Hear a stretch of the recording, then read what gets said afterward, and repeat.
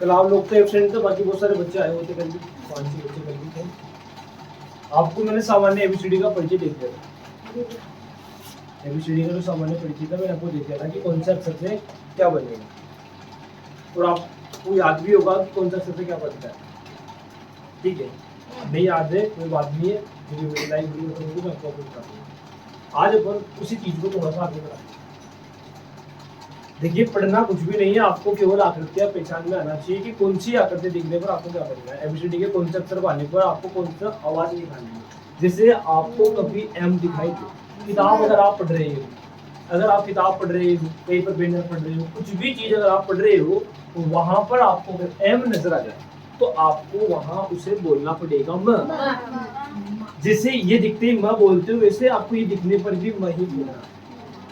English में और हिंदी में मात्र इतना सा अंतर है, ये हिंदी का म है तो इसी म को इंग्लिश में कुछ इस प्रकार से लिखा जाता है। अगर आपको पता नहीं है तो फिर आपको पढ़ना नहीं आएगा। आपको पता होना चाहिए कि कौन सा अक्षर आने पर कौन सी आवाज निकाली जाएगी। तो ये क्या है, म। ओके, अब आपको मैंने कल बताया था कि इंग्लिश में ए को एक ही मात्रा माना गया है। ए मतलब एक ही मात्रा। जिसे मैं इस म में एक ही मात्रा लगाता हूँ तो क्या बन गया, तो क्या मैं इंग्लिश में भी ऐसे लगा दूं क्या? नहीं। अगर ऐसे ही मात्रा इंग्लिश में भी लगती तो इंग्लिश में और हिंदी में अंतर क्या होगा? हिंदी में और इंग्लिश में अंतर तो है ना, तो इस सेम मात्रा इंग्लिश में अप्लाई नहीं होती है।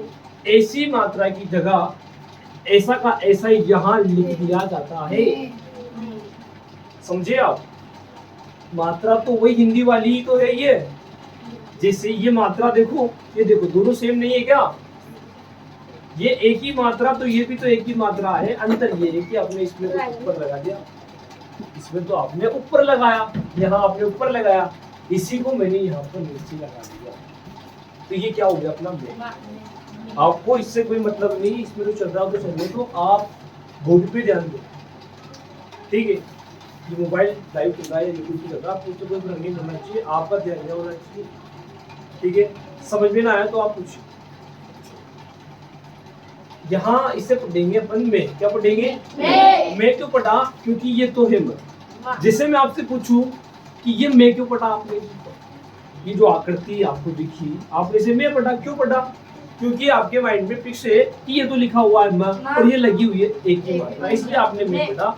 अर्थात इंग्लिश में एम का मतलब म, और ये जो लगाया अपन ने साइड में, इसे बोलते एक ही मात्रा। ठीक है, बन गया मैं।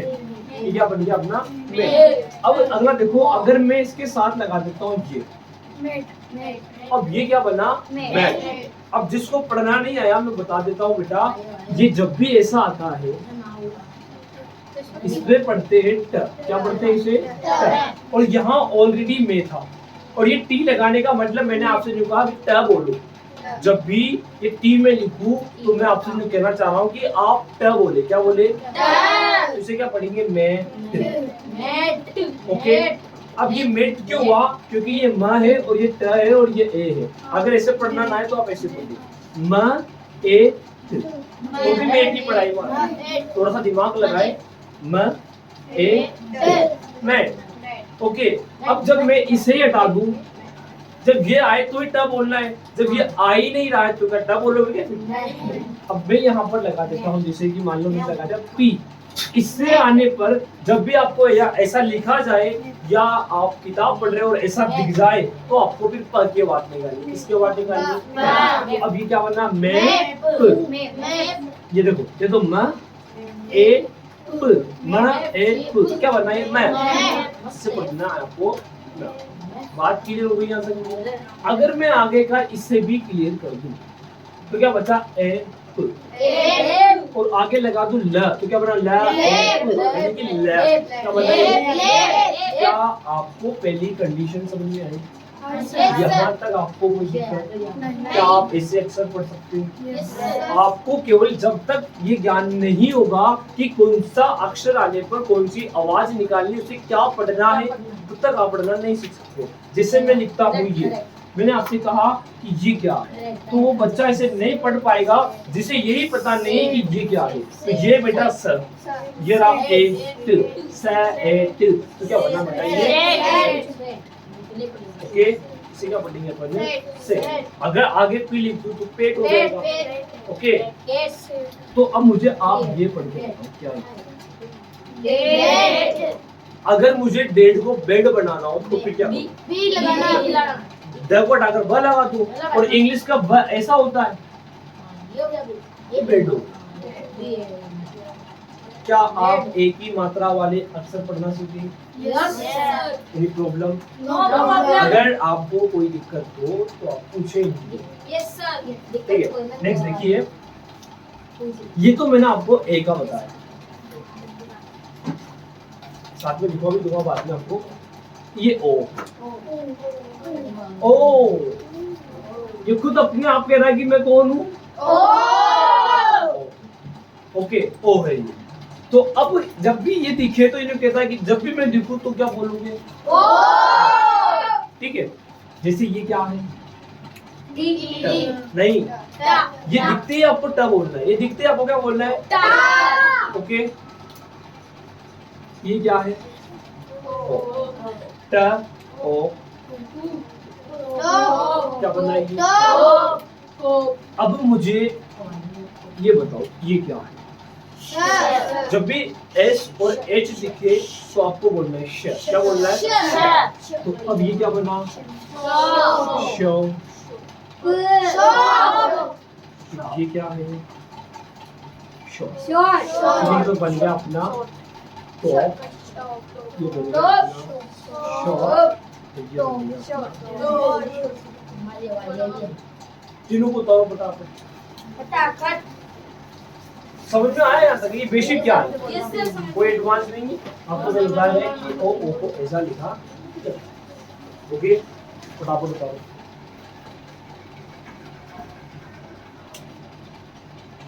डेली कोचिंग आओ, टाइम का आओ, टाइम का ध्यान रखिए। फर्स्ट में आप गणित पढ़ो, गणित की बात करेंगे, ठीक है? और जितना जल्दी उतारोगे उतना बढ़िया है, अपने टाइम की बचत होगी, आप फटाफट पाओगे। राइटिंग अगर खराब है तो उसे थोड़ा इंप्रूव करें, सुधारें उस राइटिंग। और आप कैमरे की नजर में भी, पीछे कैमरा भी लगा हुआ है तो फस्टी भी ना हो।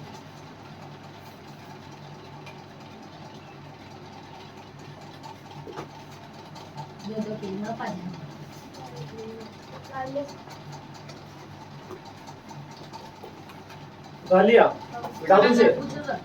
नेक्स्ट देख, ओ हो गया। अगला खुद पहले मैं आपको मात्र ओवल की मात्रा बता रहा हूँ। ये ई से खुद ई की मात्रा बनती है।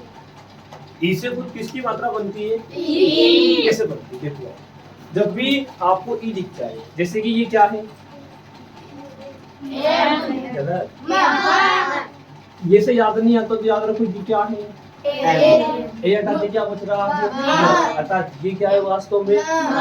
ओके, तो अब ये क्या बन, क्योंकि इसका मतलब होता है ई की मात्रा। ये क्या है? नहीं है, ये है ह। ये क्या है?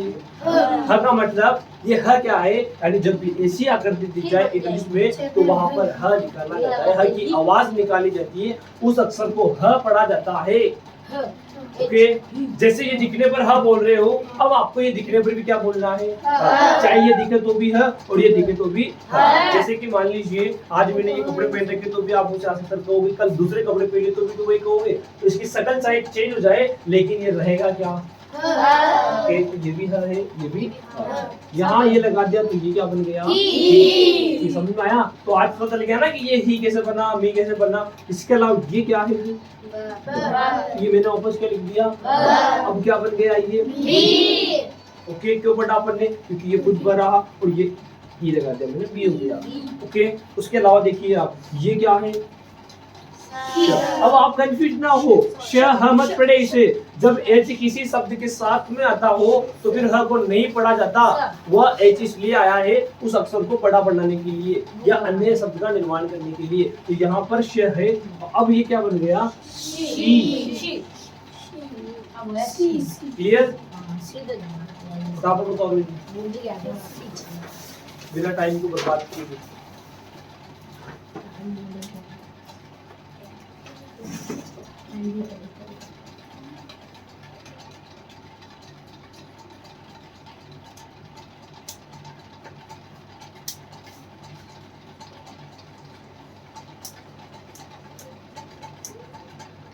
जो पढ़ा दिया उसे डेली याद करें, भूल जाए तो यूट्यूब पर कोचिंग अपलोड है, आप जाकर वीडियो रिवाइज कर ले। अब तो आप जितनी बार चाहे उतनी बार कोचिंग को देख सकते हो, क्योंकि ये सब आपको यूट्यूब पे देखने को मिलेगा। आपकी ये वीडियो यूट्यूब पे अपलोड होगी जो अब बनाई जा रही है। तो जिसको यूट्यूब चैनल का नाम पता नहीं, बता देता हूँ। ये डालते ही मेरा चैनल खुल जाएगा। बीच में स्पेस नहीं दिया था और आपने जो आशय लिखा था उसमें आपने क्यों लगा दिया था, इसलिए नहीं निकल रहा था वो। या फिर गूगल पे जाओ, वहां पर बोलो सार्थक की सबसे बेस्ट कोचिंग क्लासेस कौन सी है, तो ऑटोमेटिक वो आपको बता देगा कि न्यू स्टार कोचिंग क्लासेस सार्थक की बेस्ट कोचिंग क्लासेस है। वहां पर भी आपको मिल जाएगा। ठीक है, गूगल पे भी आप निकाल सकते हैं। बता दो उसे।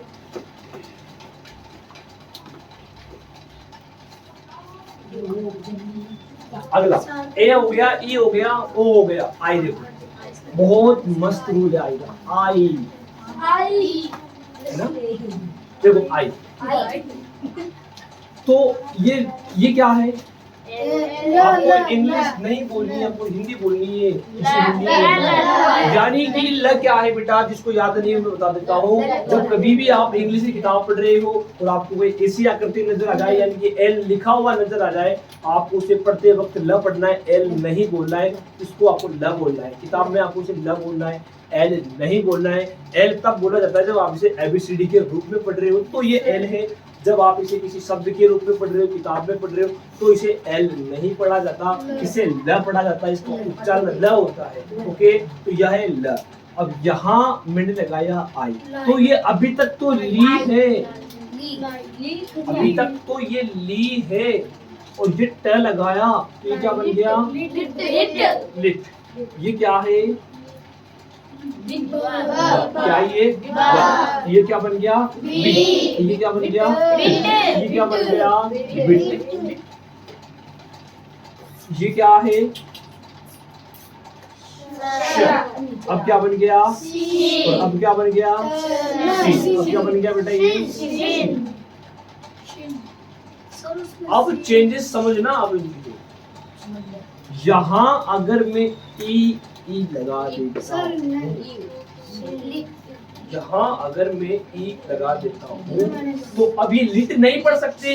और ई लगने के कारण से लिटे नहीं पढ़ेंगे, इसे बीटे नहीं पढ़ेंगे, इसे सीने नहीं पढ़ेंगे, क्योंकि जब कभी भी अंत में ई आता है उसे नहीं पढ़ा जाता। ई का लास्ट में उच्चारण नहीं होता।